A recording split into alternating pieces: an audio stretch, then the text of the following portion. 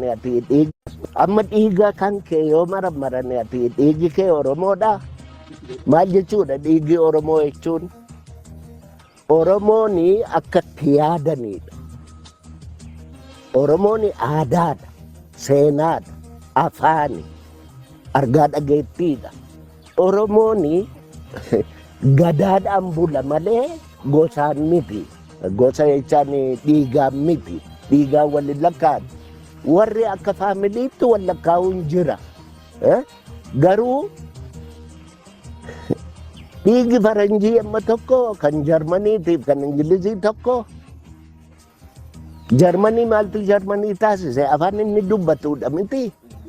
Ingilizii maaltu Ingilizii taasise afaan inni dubbatudha miti. Suwiidinii maaltu Suwiidishii taasise afaan inni dubbatudha miti. Oromoo kan Oromoo taasisu afaan inni dubbatu, aadaa inni ittiin bulu, safuu isaati, sammuu isaati.